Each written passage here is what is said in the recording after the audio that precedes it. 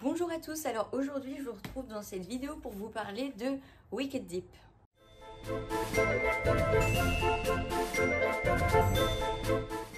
Alors Wicked Deep, c'est un livre qui est sorti en 2018 qui fait quasiment 400 pages, qui a été écrit par She and Show, je suis pas sûre que ça se prononce comme ça, et qui est sorti aux éditions Rajo. C'est un livre que je trouve super beau.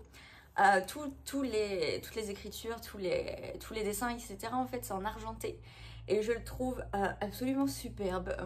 À la base c'est pour ça que j'avais craqué pour lui et aussi pour l'histoire. Alors en fait dans cette histoire on va suivre un petit village et dans ce petit village il y a quelques siècles il y a 3 sœurs qui ont été noyées parce qu'on les prenait pour des sorcières étant donné qu'elles charmaient un petit peu trop les hommes. Donc elles ont été noyées, sauf que là, pas de chance, malédiction. Et donc ces 3 sœurs, tous les étés, tous les ans, elles prennent chacune possession du corps d'une fille et elles doivent toutes noyer au moins un garçon pendant l'été pour se venger, pour que ce garçon soit à elles pour toujours. Et puis une fois que leur temps est écoulé, donc jusqu'au solstice d'été, ensuite elles doivent retourner dans l'océan dans lequel elles vivent depuis toujours en fait. Donc voilà, c'est une histoire de sorcière. Moi j'adore les histoires de sorcières. Là c'est un petit peu fantastique mais pas trop, on n'est pas trop sur des pouvoirs magiques etc. Donc bref, j'aimais bien le côté aussi un petit peu historique etc. Donc on ajoute à ça la couverture absolument magnifique et puis c'est bon.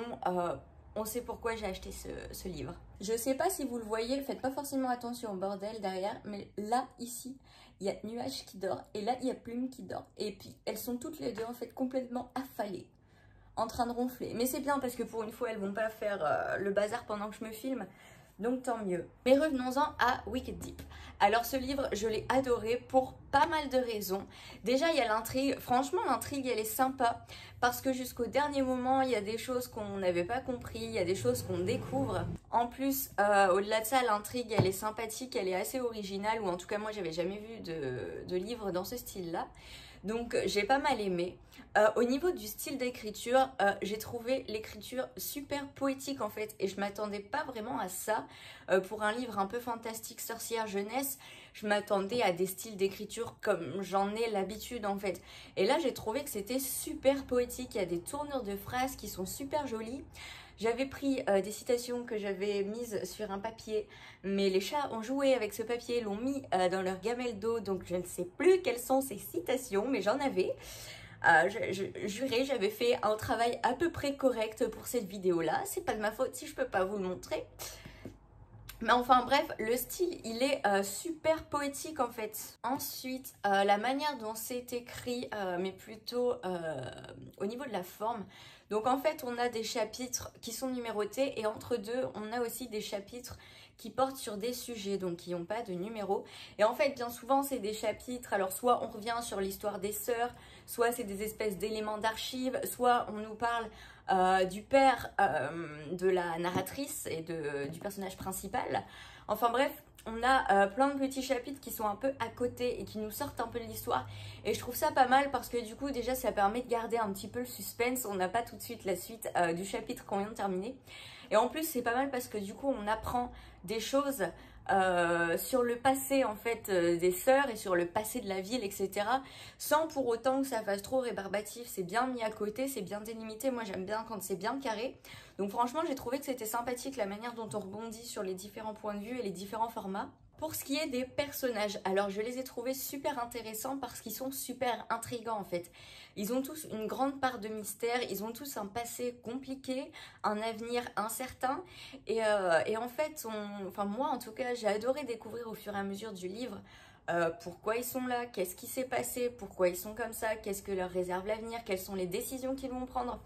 Et il y a pas mal de surprises dans le livre auxquelles je ne m'attendais pas, ou en tout cas pas au début, que j'ai fini par deviner, mais seulement par la suite. Et c'est assez fou. En fait, les personnages aussi bien créés, mêlés à une intrigue aussi intéressante, j'ai trouvé que ça avait un mix particulièrement chouette avec en plus le style d'écriture. Mais parce qu'il y a quand même un mais ça c'est un mais qui n'a pas subsisté longtemps en fait au cours de ma lecture. Quand j'ai commencé, je me suis rendu compte que c'était pas ce à quoi je m'attendais. En fait, je m'étais faite une idée du livre en lisant le résumé, etc. Je m'étais faite une idée du livre vraiment penchée sorcellerie, etc. Et en fait, pas forcément, vu qu'on voit tout du point de vue de la ville et notamment d'une habitante qui a son importance, mais on n'est vraiment pas sur l'histoire pure des sœurs, du point de vue des sœurs entre guillemets, ceux qui l'ont lu comprendront. Mais voilà, c'est pas franchement ce à quoi je m'attendais. Donc les 2 premiers chapitres, on va dire, j'étais un petit peu déçue. Je me suis dit ah mince, c'est pas ça que je voulais lire. Mais en fait, il est génial. C'est juste que je m'attendais pas à ça.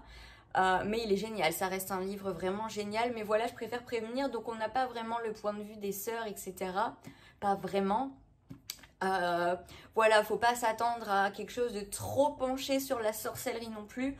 C'est beaucoup un livre, il y a quand même beaucoup d'introspection sur le personnage, comme je l'ai dit, c'est vachement poétique, ça réfléchit sur pas mal de choses, enfin bref, c'est pas purement de la sorcellerie quoi.